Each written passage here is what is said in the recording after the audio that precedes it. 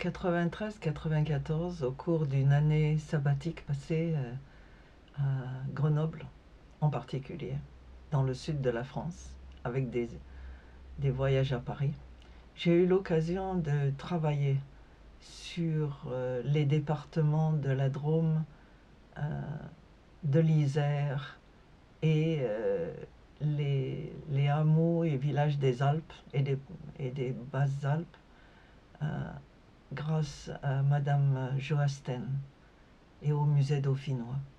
Et j'ai travaillé en particulier sur les listes de villages, hameaux, lieux-dits et leur remembrement, puisque un certain nombre d'années avant, on avait remembré ces territoires.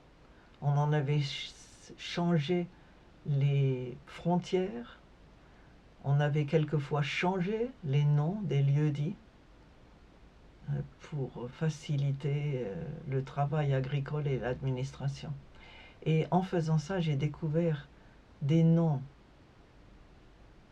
inconnus, mais surtout des noms aussi que mon père avait mentionnés tant de fois sur la table de la cuisine, à la table de la cuisine, quand j'étais plus jeune.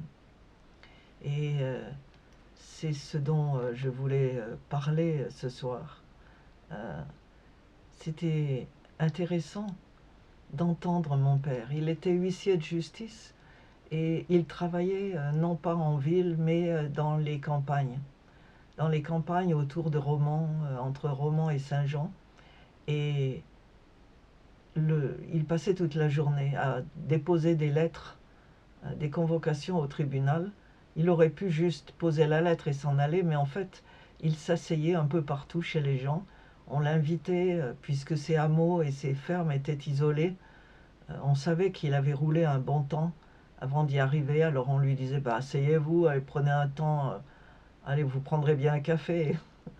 Et il buvait un café et il bavardait avec les gens. Et le soir, il rentrait et il parlait de la Drôme, de l'Oriole, de Barbière, Bézaille, Chatuzange, Chatuzange-le-Goubet, Bouvante, Alixan, Mercurol, Roche-Chinard, Austin et la Baume d'Austin, Charpé, Saint-Martin-le-Colonel, Émeu, le Grand-Serre, Oriol, Saint-Donat, Sainte-Eulalie, Saint-Nazaire, Saint-Agnan-en-Vercors, Mours-Saint-Eusèbe et tant d'autres lieux-dits et villages. Pour moi, c'était comme une boîte à trésors. Et il sortait de là des diamants, des émeraudes,